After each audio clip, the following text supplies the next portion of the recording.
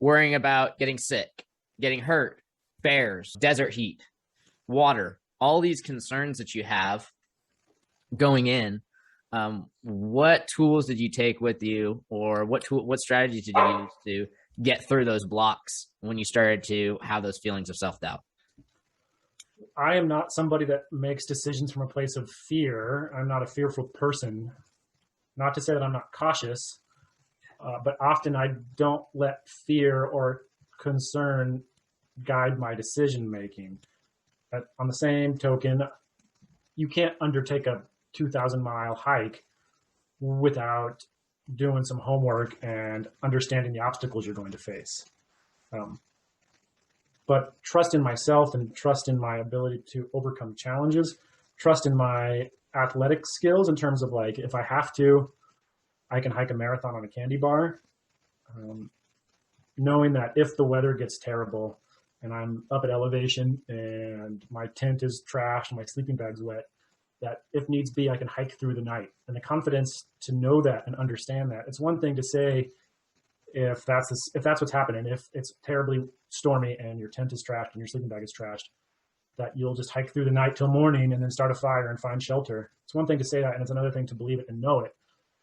And I would guess that maybe early on in my long distance hiking career, not that it's that extensive, there are lots of people that have done a lot more long distance hiking, that maybe I would say that stuff and not believe it. But with more experience, I have more belief in myself and my ability to overcome whatever challenges are presented. So in terms of water shortage, is hiking, if I'm concerned that there's not going to be water for 20 miles, does that scare me?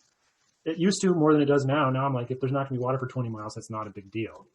And that comes from experience. And I think that's also sort of a mindset about not letting fear overcome possibility or your ability. And there's an idea about weeding a garden. You have to let positive ideas flourish, and you need to let those negative ideas, or you need to weed those negative ideas out of the garden so that there's more space for that positive mindset to grow.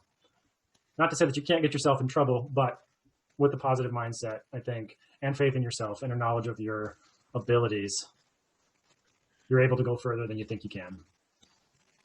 Nice. Well, and the big thing is that resonates with me in there is you took the reps, you started to get reps and stretched yourself, right? So you're starting to take reps and stretch yourself to where all right, I'm in a position, I've got to hike through the night now. Now I know I can do that. All right, I've hiked, like you said, 20 miles without water. Now I know I can do that. That gives you confidence that if you're taking on, a continental divide trail, oh, it's not that big a deal. I've already done the PCT.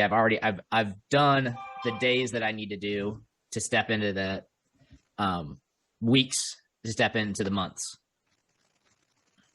And that faith and knowledge in your ability to overcome those challenges carries over into many aspects of life. As we gain experience and trust in ourselves and our ability, we're able to take more on with confidence that will be successful. What's something that you've transferred that time on the trail into real life? What's a challenge that you faced and you know what? It's not that big a deal. Well, I like to think of a lot of things as sort of proof of concept. You have an idea of doing something, and then you'll do something similar that's successful, and that'll give you proof that whatever that overarching idea or whatever the next step is will also be successful. I don't know if I have a direct correlation between my ability to successfully hike the Pacific Crest Trail impacts my day-to-day thinking, but setting yourself up to have 5 months away from work, to have 5 months with money saved, to have food and an agenda, there are a lot of logistics in addition to the physicality that needs to be put in place to successfully go on a long distance hike. And so exercising those skills and learning those skills and then executing those skills is not a rehearsal, but is just a lot of the skills that you need to be successful in life. For instance, I just built a sauna in my backyard with very little knowledge of how building works. I mean, I know how buildings work, but with very little carpentry experience. I just had faith in my ability to use common sense and apply a little common sense to how to take apart, design, build, and execute on what needs to happen to build a sauna. And it's those challenges that I look forward to. And I think successfully hiking the Pacific Crest Trail or successfully running a marathon gives me confidence that with enough time and patience, that give me a problem and I will, a journey of 1,000 miles starts with a single step. I'll break it down and figure it out.